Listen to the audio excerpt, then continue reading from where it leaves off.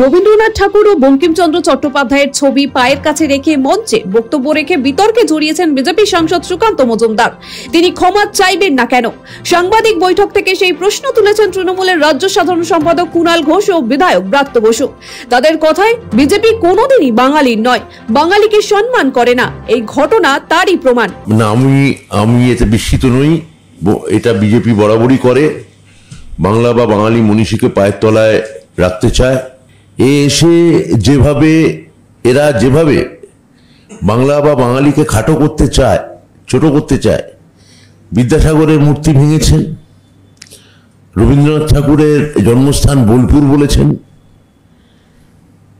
আমাদের প্রখ্যাত সাঁওতাল আন্দোলনের নেতাদের মূর্তি না চিনে, পরিচয় না জেনে তাদের গলায় মালা পরিয়েছেন। আরেক বিজেপি নেতা তিনি বলেছিলেন রবীন্দ্রনাথ ঠাকুরের গায়ের রং কালো, সেই জন্য পরিবারের লোকরা তাকে কোলে নিতেন না।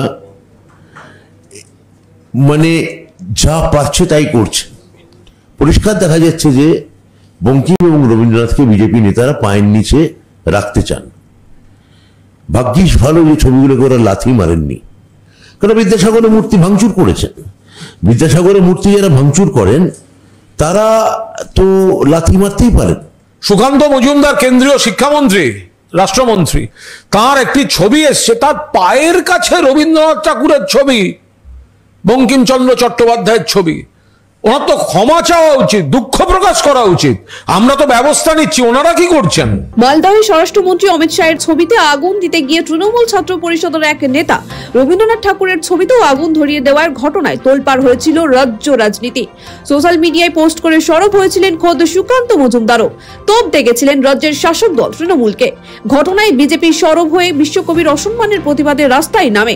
শাসক দল তখন কোণঠাসা হয়ে পড়ে, কিন্তু কয়েকদিনের মধ্যেই খানিকটা পাল্টে গেল চিত্রটা। মাঠে নামলো তৃণমূল। বুধবার তৃণমূলের তরফে এক্স হ্যান্ডেলে একটি ছবি পোস্ট করা হয়। সেখানে দেখা যায় একটি অনুষ্ঠানে সুকান্ত মজুমদার সাবলীল ভাবে তার পায়ের কাছে রবীন্দ্রনাথ ঠাকুরের ছবি রেখে দিয়েছেন। পায়ের কাছে দেখা যায় বঙ্কিমচন্দ্র চট্টোপাধ্যায়েরও ছবি, যা নিয়ে স্বাভাবিকভাবেই তুঙ্গে বিতর্ক।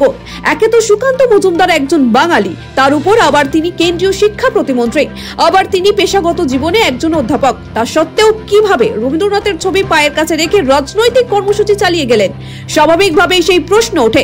বৃহস্পতিবার সাংবাদিক বৈঠক থেকে এই নিয়ে সরব হলেন কুণাল ঘোষ, ব্রাত্য বসুরা। এরপরেই কুণাল ব্রাত্য প্রশ্ন তোলেন, এই ঘটনার পর কেন ক্ষমা চাইছেন না সুকান্ত?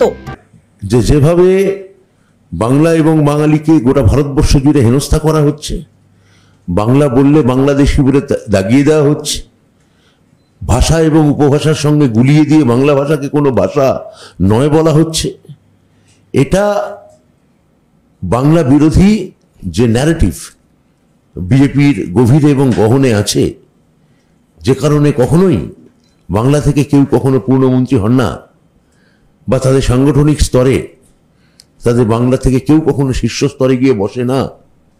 এটা তারই একটা পুনরাবৃত্তি। কিন্তু সুকান্ত মজুমদার, তাকে তো ক্ষমা চাইতে হবে, তাকে তো দুঃখ প্রকাশ করতে হবে। পায়ের কাছে রবীন্দ্রনাথ ঠাকুর, বঙ্কিমচন্দ্র চট্টোপাধ্যায় তার সঙ্গে।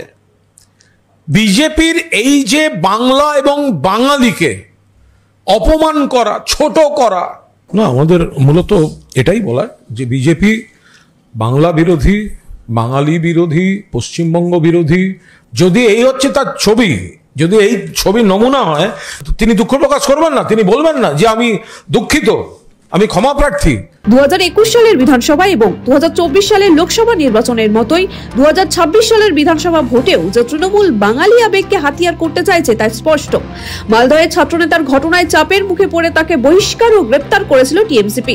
বিরোধী নেতা শুভেন্দু অধিকারী তখন কবিগুরুর ছবি হাতে নিয়ে কলকাতায় মিছিল করেছিলেন। সেই ঘটনার রেশ কাটতে না কাটতেই বিজেপির বিরুদ্ধেই পাল্টা প্রচারে নামলো তৃণমূল। এসব যদিও পাত্তা দিচ্ছে না গেরুয়া শিবির মুখে কুলু পেটেছে। ব্যুরো রিপোর্ট, সময়, কলকাতা।